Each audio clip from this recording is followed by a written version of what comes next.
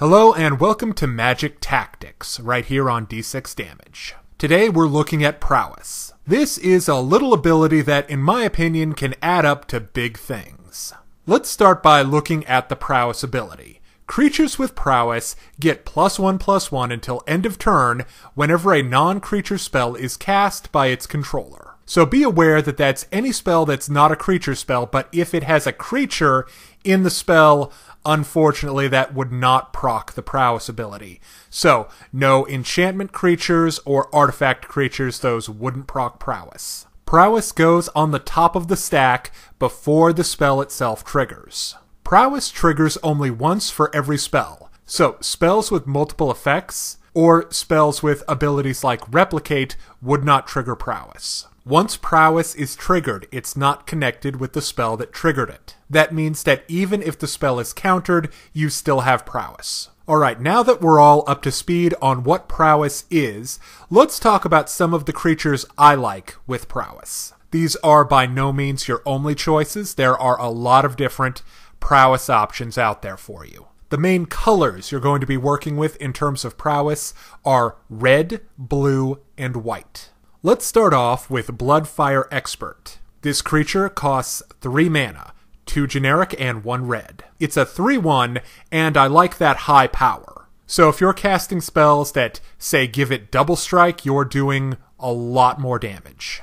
Next up, Bloodwater Entity. This creature is a 3-cost. 1 generic, 1 blue, and 1 red. It's a 2/2, and when it comes into play, you can choose to put an instant or sorcery from your graveyard onto the top of your library. So this gives you an ability to get some of those instants and sorceries back. Alright, now let's talk about the Mac Daddy of Prowess, Monastery Mentor. He costs 3 mana, 2 generic, 1 white, and whenever you cast a non-creature spell, put a 1/1 monk token with Prowess onto the battlefield. So this guy, a couple of spells beforehand, and a flying crane technique, and you're good. Next up, I like the Monastery Swiftspear. 1 red mana gets you this 1/2 with haste. This one's really great because it's cheap to get out there early game, or you also have the option of using it a little bit later and being able to cast some of your spells to power it up immediately. Next, I recommend Niblis of Frost.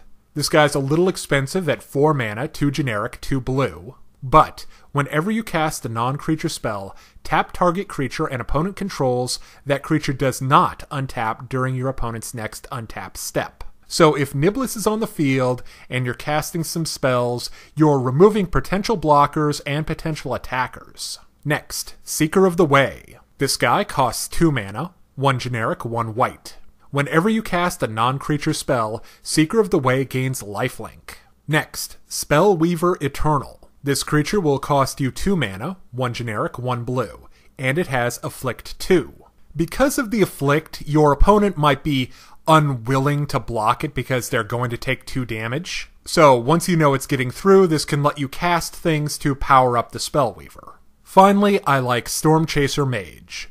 This guy will cost you 1 blue, 1 red. He has flying and haste. He's also got some survivability with his 1 power and 3 toughness. He's not going to get quite as much damage out there for you, but he is a decent blocker and you can use him right away. Finally, let's talk about the spells that are going to support the Prowess creatures in your deck. First, I like Rush of Adrenaline. For 1 red, the target creature of your choice gets +2/+1 and trample until end of turn. This is really good for, say, some of the higher power creatures, like the Bloodfire Expert. Because all of a sudden, that 3 damage coming at the other player has become 6 trample. So if they've blocked with something like a little 1/1, a lot of damage is still going to get through.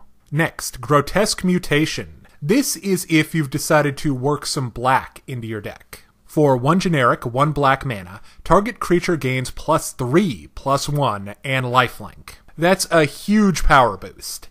Even on a really small, low-power creature, you're going to get a decent chunk of damage and a decent health back. Next, Artful Dodge. For 1 blue mana, target creature gets unblockable this turn, and it has a flashback of 1 blue mana. So if you have 2 blue mana, 2 creatures get to be unblockable, and all of your Prowess creatures get +2/+2. That's pretty sweet. If you fancy a card with a little bit more utility, I would recommend Unsummon. This can be used defensively to remove an attacker, or it can be used offensively to power up your prowess creatures and remove a blocker. Next up, Uncaged Fury. This card will cost you 3 mana. 2 generic, 1 red. Target creature gains +1/+1 and double strike. So effectively, your prowessed creature will be getting +2/+2 out of this. And you're going to be outputting double the damage. Another card for your consideration is Mortal's Ardor. For 1 white mana, target creature gets +1/+1 and lifelink.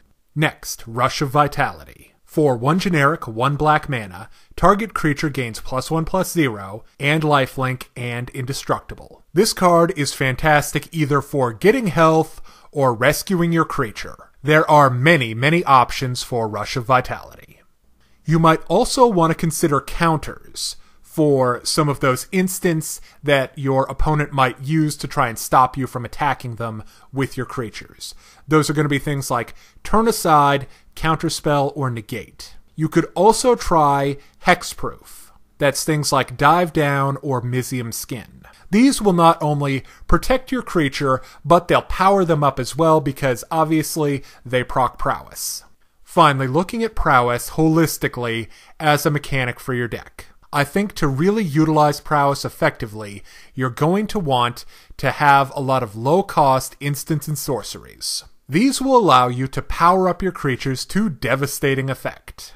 As an example, if you've cast both Uncaged Fury and Grotesque Mutation on a creature, you've effectively output a massive amount of damage and gained yourself a massive amount of health.